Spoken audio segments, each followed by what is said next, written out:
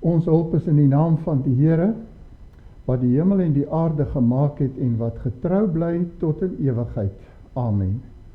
Geliefde gemeente, genade, barmhartigheid en vrede word vir julle ryklik geskenk van God onze Vader deur ons Here Jesus Christus in die gemeenskap van die Heilige Gees. Amen. Ons lofsang is Psalm 107. Ons sing die eerste 3 verse. Psalm 105 het gegaan oor die Here se verlossing uit Egipte. Psalm 106 oor die Here se beskerming op die pad terug beloofde land, en nou in Psalm 107 gaan dit oor die Here se verlossing uit Babel en dat hy in sy goedheid sy volk weer terugbring na 'n verwoeste stad. Kom ons sing die eerste 3 verse van Psalm 107.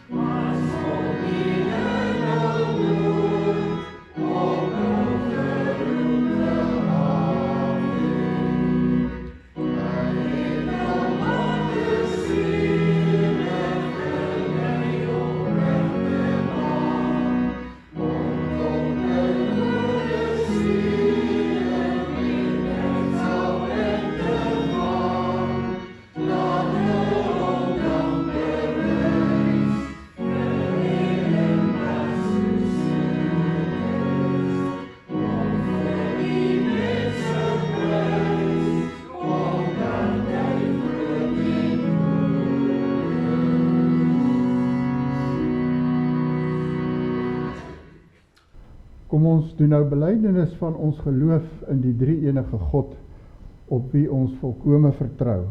Ek glo in God die Vader, die Almagtige, die Skepper van hemel en aarde, en in Jesus Christus, sy eniggebore Seun, ons Here, wat ontvang is van die Heilige Gees, gebore uit die maagd Maria, wat gelei het onder Pontius Pilatus, gekruisig is, gesterf het, en begrawe is en neergedaal het na die hel, wat op die 3de dag opgestaan het uit die dood, opgevaar het na die hemel en sit aan die regterhand van God, die Almagtige Vader, waarvandaan hy sal kom om die lewendes en die dooies te oordeel.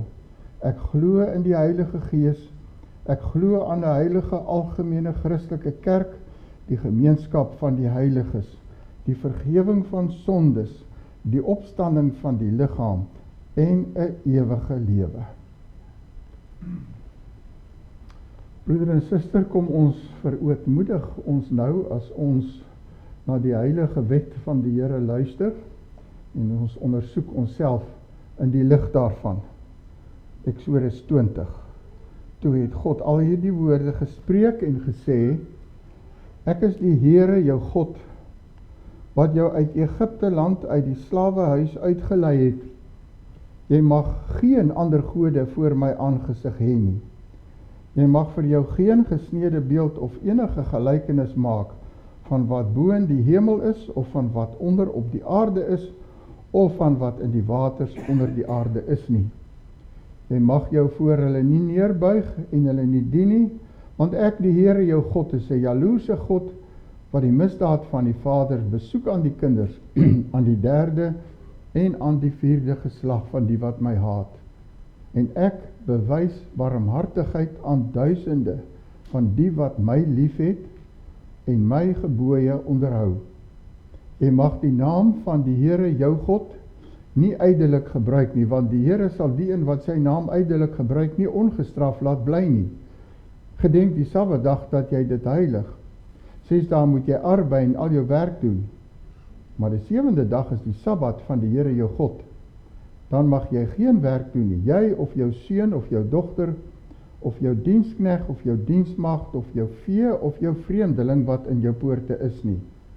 Want in 6 dae het die Here die hemel en die aarde gemaak, die see en alles wat daarin is, en op die 7de dag het hy gerus. Daarom het die Here die Sabbatdag geseën en dit geheilig. Eer jou vader en jou moeder, dat jou dae verleng mag word in die land wat die Here jou God aan jou gee. Jy mag nie doodslaan nie, jy mag nie egbreek nie, jy mag nie steel nie, jy mag geen valse getuienis teen jou naaste spreek nie. Jy mag nie jou naaste se huis begeer nie.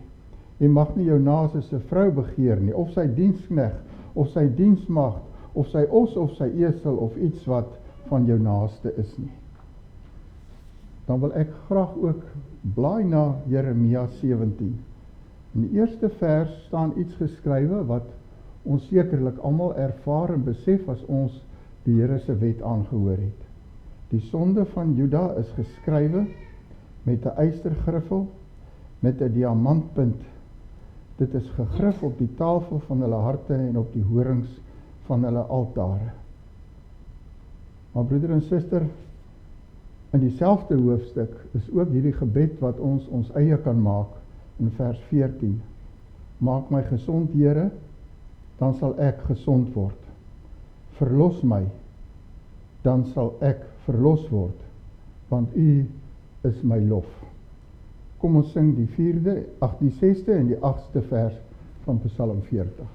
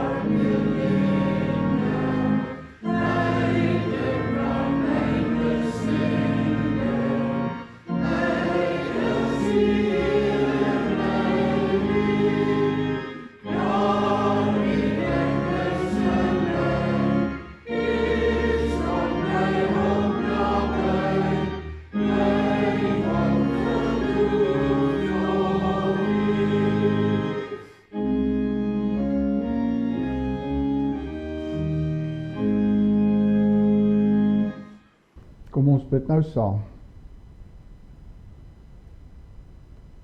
Here, ons wil U loof en prys, want U is vir ewig koning. En U troue liefde is geweldig oor ons. Ja, Here, dit is tot in ewigheid. U is genadig en barmhartig en lankmoedig, en U is regverdig in alles wat U doen. Hemelse Vader, elkeen van ons wat vanoggend hier is, kan getuig, die Here is vir my 'n helper, 'n beskermer, 'n bewaarder. Ons wil U loof, Here, omdat U ons gebede verhoor en vir ons lig gee. Omdat U na ons gebede luister en ons versorg met alles wat goed is. U het pas weer U wet voor ons gehou, en U, Here, U deurgrond en ken elkeen van ons. U ken ons sit en ons opstaan, U verstaan van ver af ons gedagtes, en U weet wat in ons harte leef. En as U ons sondes en gedagtes sou hou, Here, wie sal bestaan?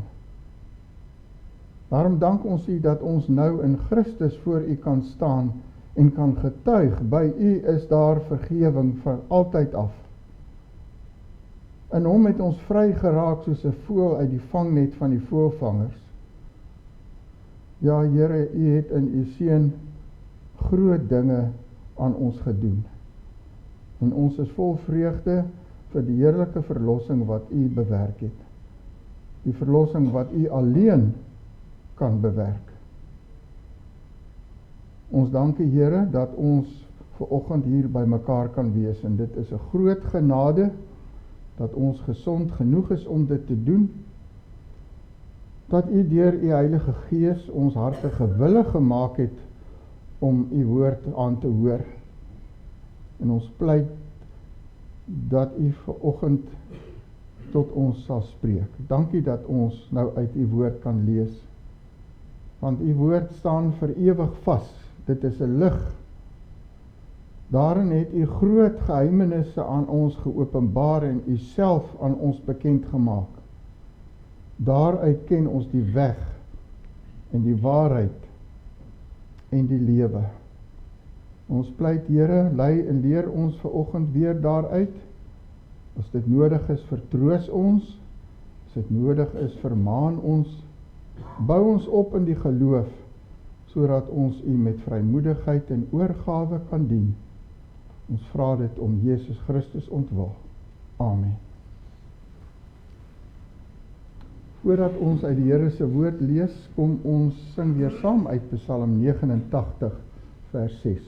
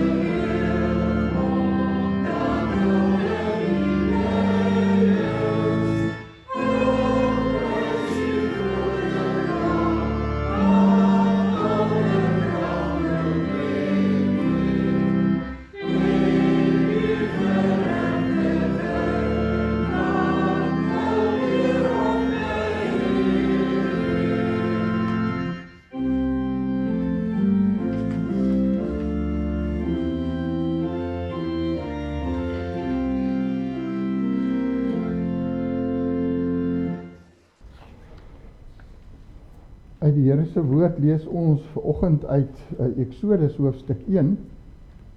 Ons lees die eerste 20 verse. En dit is die name van die seuns van Israel wat in Egipte gekom het. Saam met Jakob het hulle gekom, elkeen met sy huisgesin: Ruben, Simeon, Levi en Juda, Isaskar, Sebulon en Benjamin, Dan en Naftali, Gad en Aser. En al die siele wat uit Jakob se lende voortgekom het, was 70 siele. Maar Josef was in Egipte. En Josef het gesterwe en al sy broers en daardie hele geslag. Maar die kinders van Israel was vrugbaar en het baie geword, en het vermeerder en buitengewoon magtig geword, sodat die land vol was van hulle. Toe staan daar 'n nuwe koning oor Egipte op wat niks van Josef geweet het nie. Die het aan sy volk gesê, kyk, die volk van die kinders van Israel is meer en magtiger as ons. Kom laat ons 'n slim plan teen hulle beraam, sodat hulle nie kan vermeerder nie. En as ons in oorlog geraak, hulle ook nie by ons vyande aansluit en teen ons veg en uit die land optrek nie. Daar is toe opsigters van dwangarbeid oor hulle aangestel om hulle met harde arbeid te verdruk. En hulle het vir Farao die voorraadstede Pitom en Ramses gebou. Maar hoe meer hulle verdruk is, hoe meer het hulle vermenigvuldig en hulle uitgebrei, sodat hulle bang geword het vir die kinders van Israel. Daarom het die Egiptenaars die kinders van Israel met hardheid laat dien en hulle lewe verbitter deur swaar werk met klei en bakstene en deur allerhande werk in die landerye, al die werk wat hulle met hardheid deur hulle laat verrig het. En die koning van Egipte het met die Hebreëse vroedvroue, die een se naam was Sifra en die ander se naam Pua, gespreek en gesê, as julle die Hebreëse vroue by 'n geboorte help, moet julle na die geboortestoel kyk. As dit 'n seun is, maak hom dood. Maar as dit 'n dogter is, laat haar lewe. Maar die vroedvroue het God gevrees en nie gedoen soos die koning van Egipte aan hulle gesê het nie, maar die seentjies laat lewe. Toe laat die koning van Egipte die vroedvroue roep en hy sê vir hulle, waarom het julle dit gedoen en die seentjies laat lewe? En die vroedvroue sê vir Farao, die Hebreëse vroue is nie soos die Egiptiese nie, want hulle is sterk. Voordat die vroedvrou by hulle kom, het hulle al gebaar. Maar God het aan die vroedvroue weldadigheid bewys en die volk het vermenigvuldig en baie magtig geword. Ons lees tot sover, ek lees net weer vers 6 tot 8. En Josef het gesterwe en al sy broers en daar die hele geslag. Maar die kinders van Israel was vrugbaar en het baie geword, en hulle het vermeerder en buitengewoon magtig geword, sodat die land vol was van hulle. En toe staan daar 'n nuwe koning oor Egipte op, wat niks van Josef geweet het nie. Broeder en suster, die boek Exodus gaan hoofsaaklik oor die Here se werk in en deur Moses. Maar voordat Moses op die toneel verskyn, word daar in die eerste hoofstuk wat ons nou gelees het, eers vir ons 'n baie breë prentjie gegee, die agtergrond van die wêreld waarbinne Moses sy verskyning gaan maak en volgens God se raadsplan gaan optree. 'n Mens besef dit nie altyd nie, maar hierdie verse wat ons vanoggend gelees het, veral die eerste gedeelte, strek oor 'n tydperk van 400 jaar. Hier verskyn nog nie 'n persoon op die toneel in daardie tyd nie. Hier word ook nie eksplisiet gesê waarmee die Here besig is nie. Hierdie scenario plaas 'n mens daarom voor 'n paar ernstige vrae. En eerstens moet ons onthou dat die boek 'n vervolg is van die historiese verhaal wat al in Genesis begin. Genesis eindig met die verhaal van Josef. Sy broers het hom as 'n slaaf verkoop en hy het in Egipte beland. En tydens die groot hongersnood kom Jakob en sy seuns in Egipte aan, waar Josef intussen onderkoning geword het. Nie net word hulle van genoeg kos voorsien nie, maar hulle kry van die Farao die land Goshen om te woon, waar hulle en hulle vee kan bly. Intussen sterf Jakob en ook Josef, en dan verloop 'n tydperk waar tydens hulle getalle geweldig toeneem. Van 'n familie van 70 groei hulle tot 'n volk van bykans 2 miljoen, so word daar bereken. En dit plaas 'n mens voor die eerste groot vraag. As die Here vir Abraham, Isak en Jakob 'n land beloof het om in te woon, naamlik Kanaan, en beloof het dat hulle 'n groot nasie sal word, waarom vat hy Jakob en sy seuns uit Kanaan uit om elders 'n groot nasie te word? Die tweede vraag waarvoor 'n mens te staan kom is, waarom maak hy 'n groot nasie in Egipte van alle plekke? En die derde vraag waarvoor 'n mens te staan kom is die volgende. As die Here sy belofte van 'n groot nasie waarmaak, waarom moet hulle hierdie onbeskryflike lyding en onderdrukking van slawearbeid en kindermoord beleef voordat Moses op die toneel verskyn en hulle uittrek terug na die beloofde land toe? Kom ons soek vanoggend saam bidend die antwoorde op hierdie vraag. Dit is die kwessies wat van ons gaan vra om nie net vas te steek by bloot geskiedenisfeite nie, en nie net by figure soos Jakob en Josef en Moses nie, maar voor die wonder van God se heilige karakter en sy volmaakte raadsplan oor die verlossing van sy volk en van elkeen van ons. Die eerste vraag dan, waarom het die Here sy beloftes dat hulle 'n groot nasie sal word? Hoekom het hy dit nie in Kanaan laat gebeur nie? Dis dan die beloofde land. Dit is belangrik om te onthou dat Jakob en sy gesin veeboere was. Hulle het nie in stede gebly nie, maar gedurig in Kanaan rondgetrek agter weiding vir hulle vee aan. En oral waar hulle gekom het in die land, het hulle te doen gekry met verskeie heidense volke wat die land bewoon het. Daar was die Kanaaniete, wat in hulle honderdduisende in versterkte stede dwars deur die land gewoon het. Die vernaamste gode wat hulle aanbid het was Baal en Asherah. En die aanbidding van hierdie gode het hoofsaaklik gegaan oor vrugbaarheid, onsedelike praktyke soos tempelprostitusie. Daar was ook die Amorite.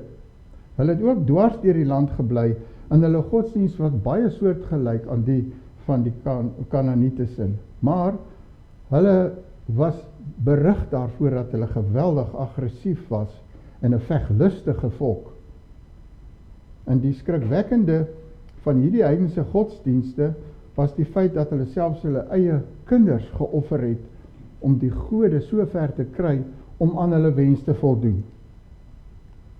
Daar was ook die Jewiete en Jebusiete met hulle vreemde kulture en godsdienste.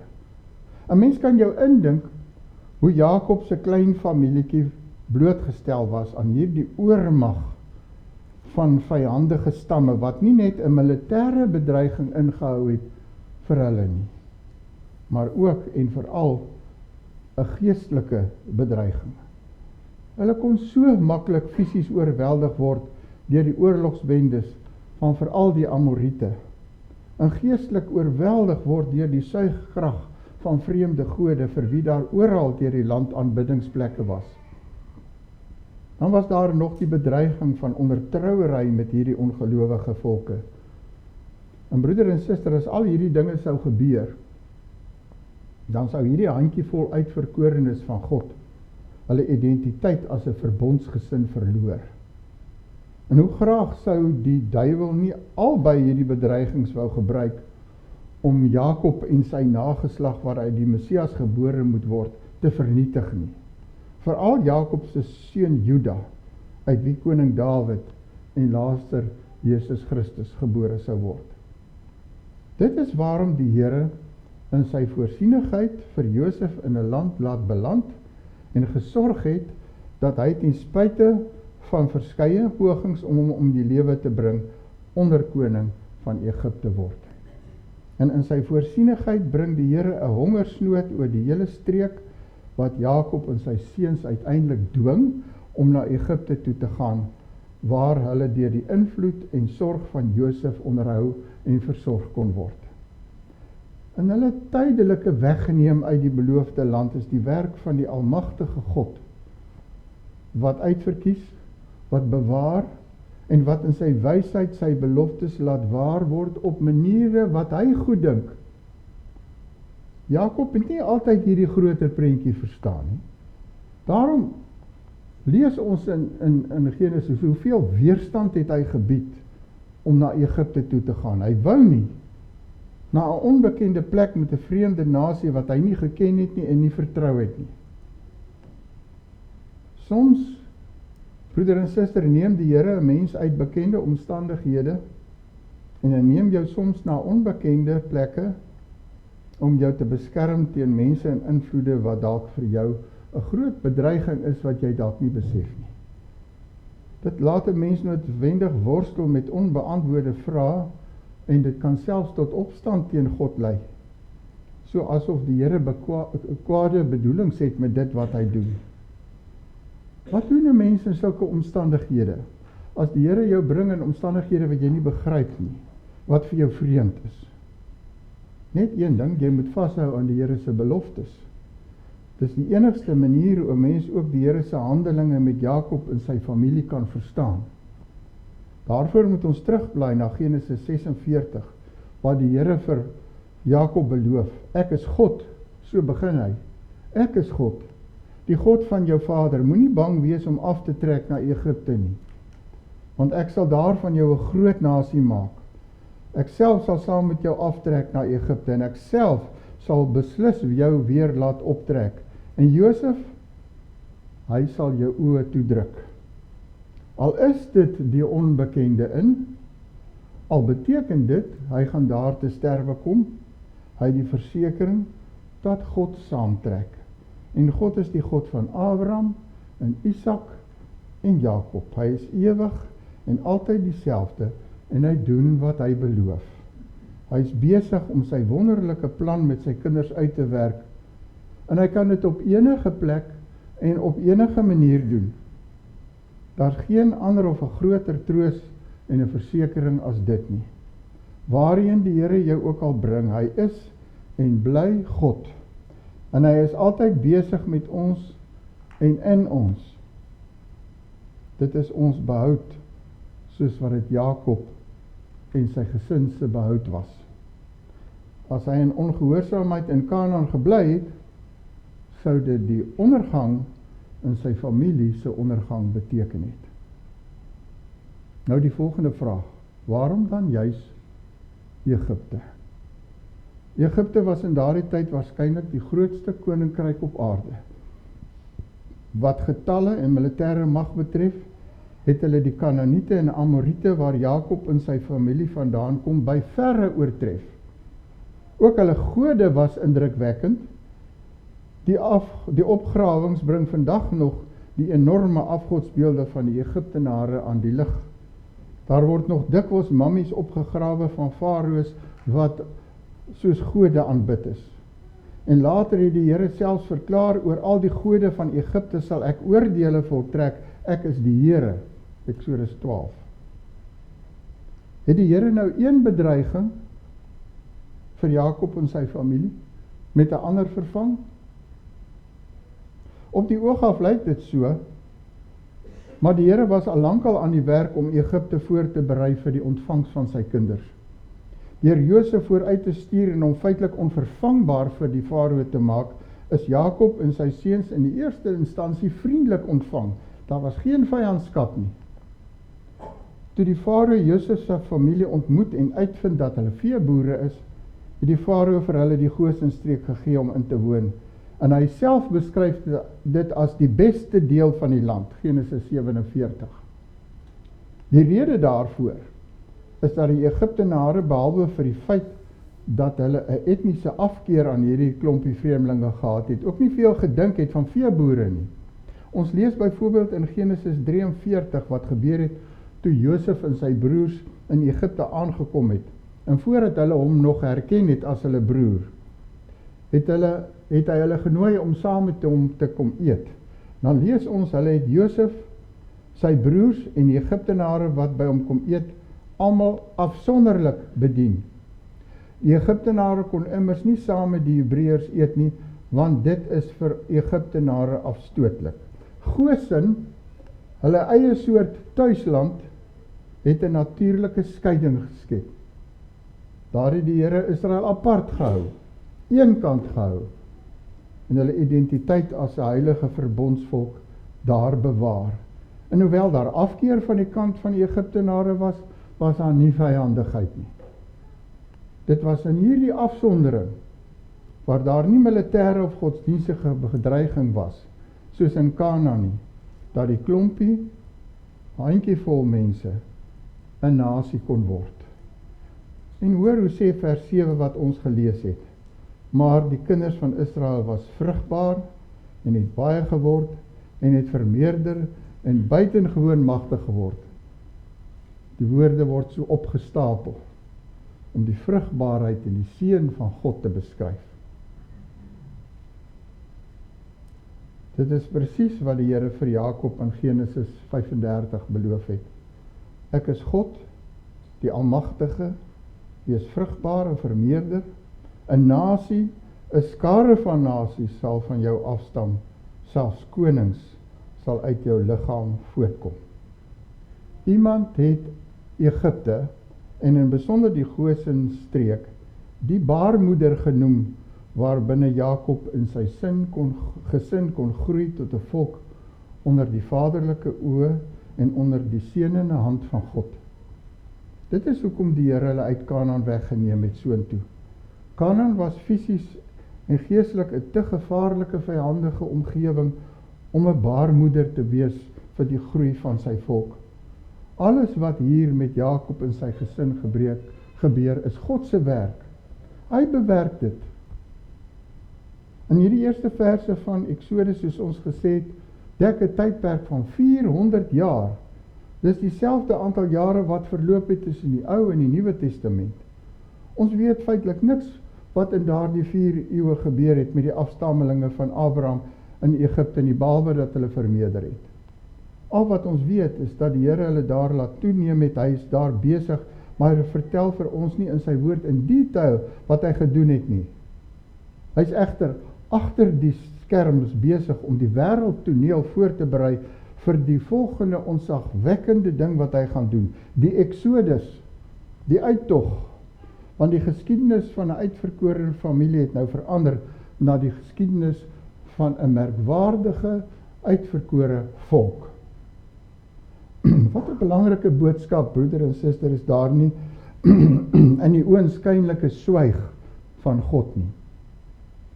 Daar gaan soms tye van stilte verby waarin 'n mens altyd wonder, waar is God? Waarom sien ons nie sy hand nie? Maar dit beteken nie God het sy hand onttrek nie. Hy is daar, hy werk sy beloftes uit. Hy is besig om die geskiedenis voor te berei vir sy volgende opstraakwekkende optrede. Soos wat hy dit ook gedoen het in die tyd tussen die Nuwe en die Ou Testament, om die wêreld voor te berei, sodat sy seun op die bestemde tyd gebore sou word. Wat in hierdie honderde jare in Egipte gebeur is iets wat reeds in sy belofte aan Abraham uitgespel is. Hy het vir Abraham gesê, weet verseker, jou nageslag gaan vreemdelinge wees in 'n land wat aan hulle nie behoort nie. Daar sal hulle diensbaar wees en verdruk word 400 jaar lank. Maar ek sal ook die nasie oordeel aan wie hulle diensbaar moet wees. En daarna sal hulle uittrek met baie goed. Maar jy sal na jou vaders gaan in vrede.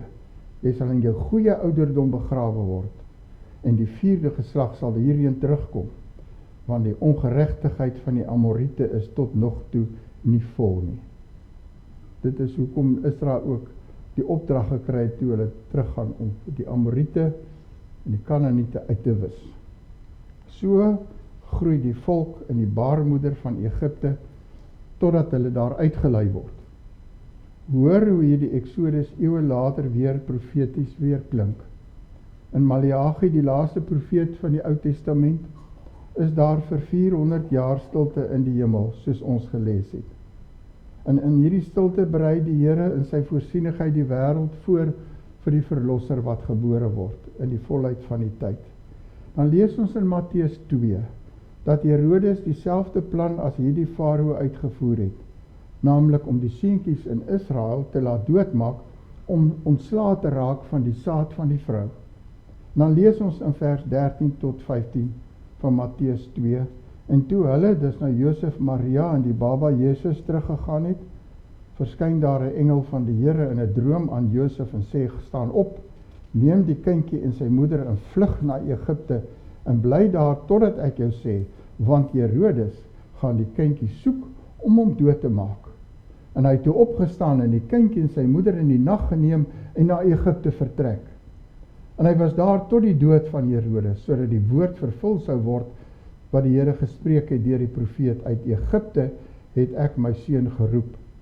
'n Mens kan nie anders, broeder en suster, as om te dink aan Exodus 4 nie. Daar lees ons, dan moet jy vir die Farao sê die Here vir Moses, gaan sê vir Farao, so spreek die Here, my eersgebore seun is Israel. Daarom beveel ek jou, laat my seun trek, dat hy my kan dien. Maar jy het geweier om hom te laat trek. Kyk, ek sal jou eersgebore seun laat sterwe. Maar eeue later het God sy seun uit Egipte gebring, veilig, om sy goddelike werk te kom doen. Die volk Israel het as 'n klein familie uit die beloofde land Egipte toe gegaan en is as 'n groot volk daaruit teruggeneem. En die Here Jesus het dieselfde ervaring gehad. Hy is gebore in Juda. Daar was geen plek in 'n herberg of 'n huis vir hom nie.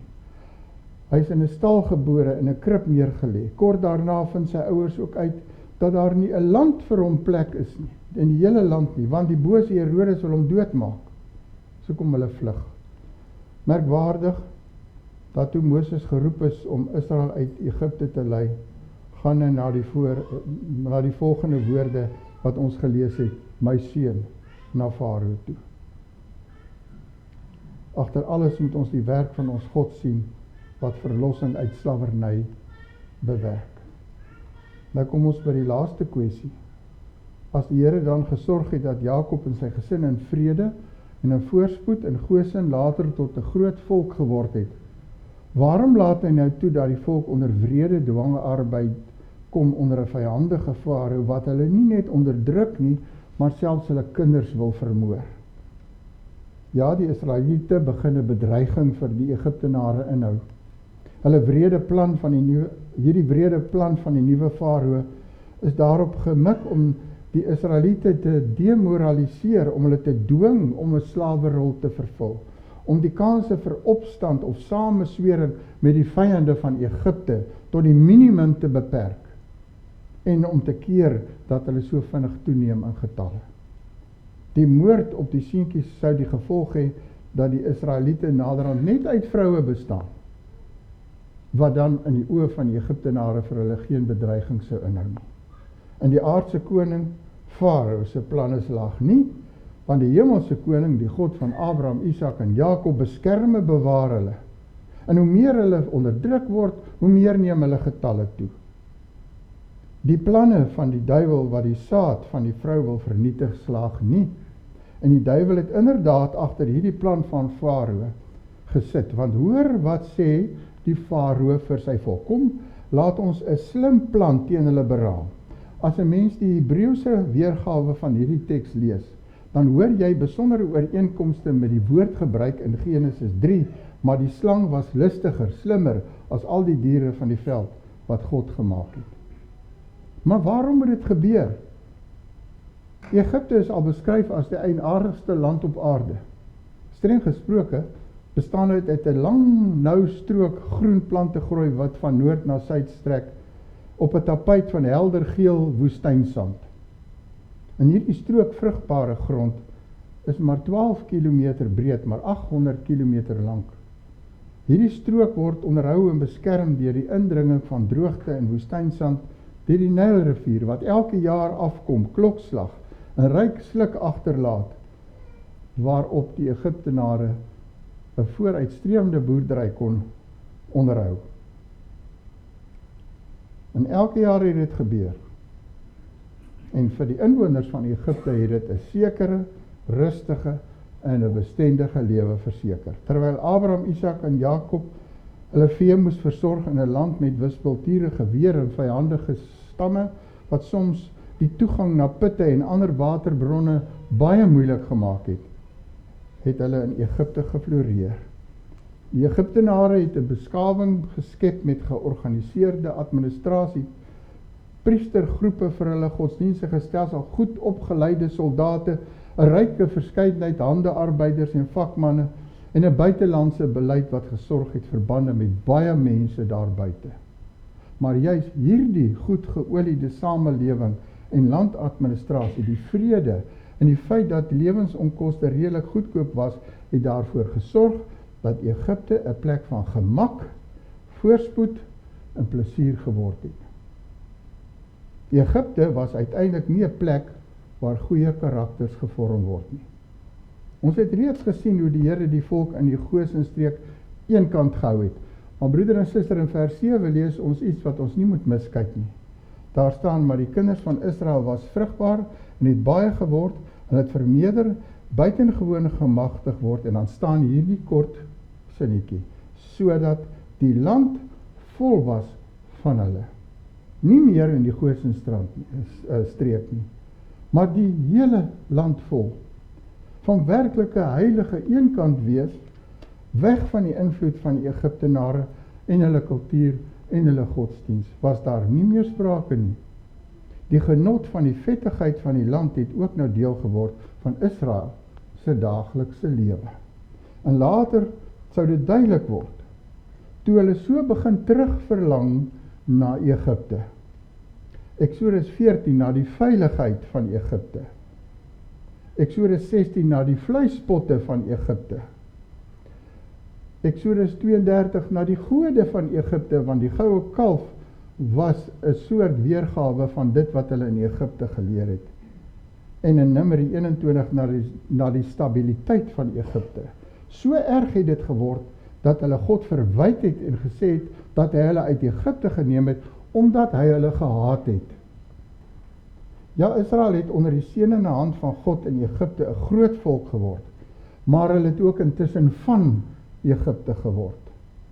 Hulle het te gemaklik geword in 'n land wat nie hulle bestemming was nie.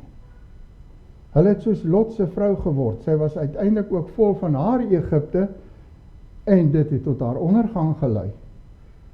Ons lees dat die farao wat hulle begin onderdruk het, nie van Josef geweet het nie. Dit was waarskynlik ook die probleem met die Israeliete. Hulle dalk ook van Josef en dit wat God deur hom gedoen het, vergeet.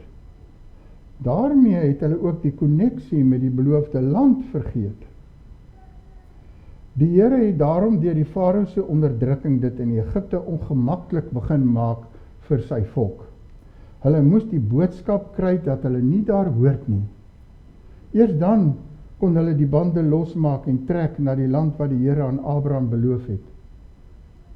Immers, dit is waarvoor die boek Eksodus gaan, om Israel uit Egipte te kry, omdat hulle nou sterk genoeg was om terug te keer in beloofde land toe. En Israel se geestelike oë moes oopgaan om te sien dat dit die Here is wat hulle hier wil uitlei. Hulle swaar kry en onderdrukking was in die eerste instansie nie net 'n straf nie, maar 'n suiweringsproses, 'n leerproses. Hulle moes leer dat die wêreld 'n vyandige plek is vir God se kinders en dat hulle nie hulle finale tuiste hier moet soek nie. En hy sou uiteindelik voor hulle uittrek uit die vyandige plek van slawerny, maar hulle moes hom volg in volle vertroue omdat hulle aan hom behoort. Broeder en suster, wat 'n belangrike les is dit vir ons, 'n les wat soveel keer in die Bybel vir ons voor oë gehou word. Ons is in hierdie wêreld, maar ons mag nie van hierdie wêreld word nie. Hierdie wêreld is nog in die mag van die bose. Ons moenie sy invloed op ons en ons kinders onderskat nie.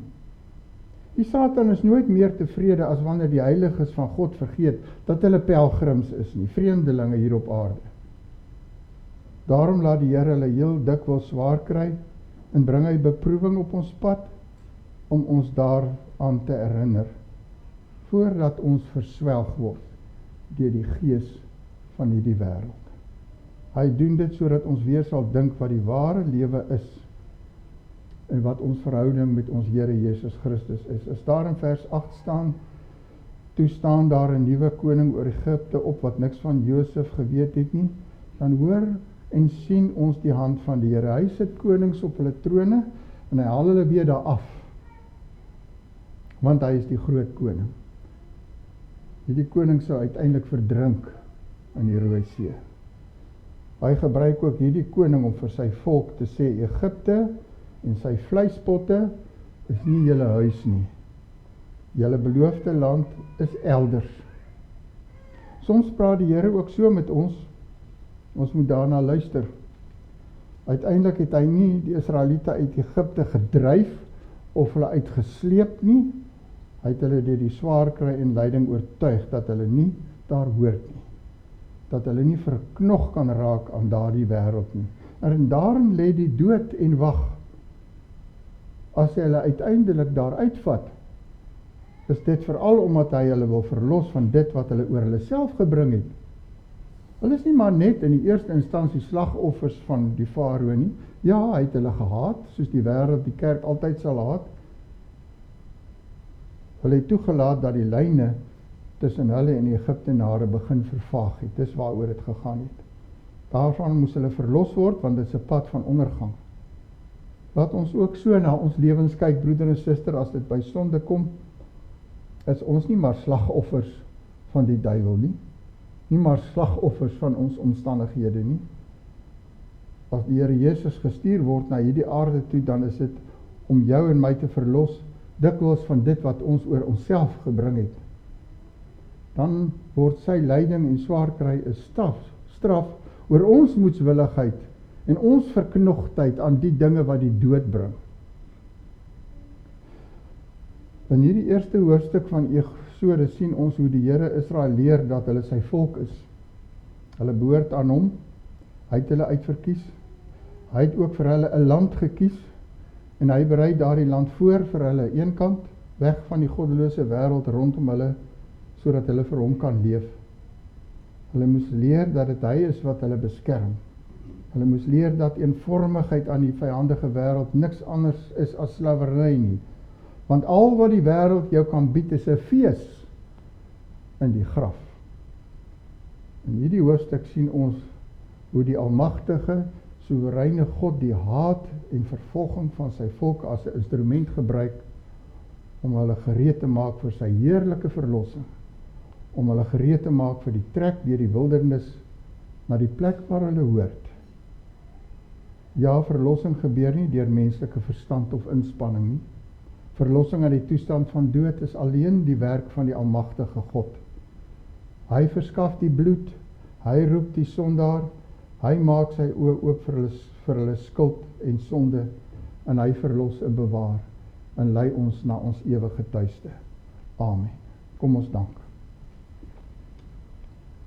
Ons Vader in die hemel, ons loof en dankie omdat U God is en goed is en groot is en almagtig is. Ons loof U omdat U die God is wat vir ons leer om nie te gemaklik te word in hierdie wêreld nie. U is die God wat ons altyd daarin herinner dat ons ware tuiste elders is. Gee tog, Here, dat ons nie daardie uitsig sal verloor nie. Dankie dat ons vanoggend ook kan stil staan en terugkyk op ons eie lewens, elkeen van ons. En kyk hoe U ons gebring het tot hier vandag waar ons is. U het vir ons baie dinge langs die pad geleer, Here. Soms het U vir ons laat swaar kry omdat dit nodig was. Soms het dit geklink asof U weg is en stil is. Maar U het die weg berei vir ons. En elkeen van ons kan vanoggend daarvan getuig, Here, dat ons daarvan bewus is vanoggend opnuut dat U ons eienaar is. Dis hoekom ons U Here noem, eienaar.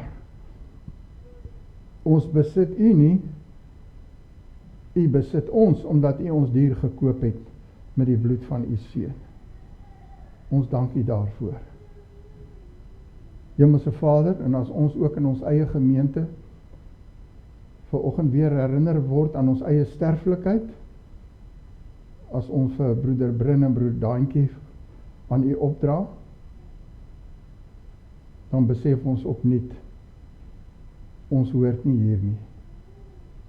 Dankie dat ons weet dat U 'n ewige bestemming vir ons voorberei. Maak ons almal daarvoor gereed, o Here, want dis die pad wat ons almal moet loop. Dankie vir u goedheid en liefde, en dat ons, u kinders, vanoggend ons ook tot u kan wend, en u ons herder kan noem, wat ons lei en bewaar, en seën, en voeding, en rus gee. Wees in die liefde verder in hierdie dag en week met elkeen van ons. Lei ons op ons paaie. Wys ons die pad wat ons moet loop. En wees elke dag vir ons 'n lig. Ons vra dit om Jesus ontwil. Amen. Dan gaan ons laastens sing uit Psalm 105 vers 10, 13, 14 en 23 sonder dat ek dit weer lees.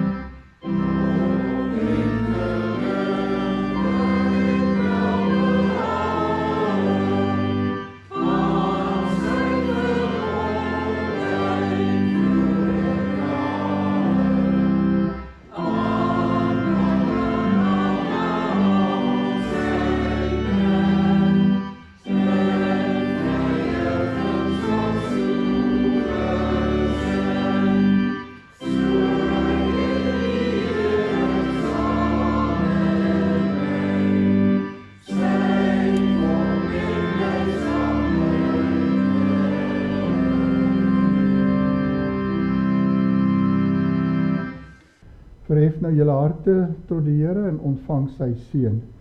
Die genade van ons Here Jesus Christus en die liefde van God en die gemeenskap van die Heilige Gees bly met julle almal. Amen.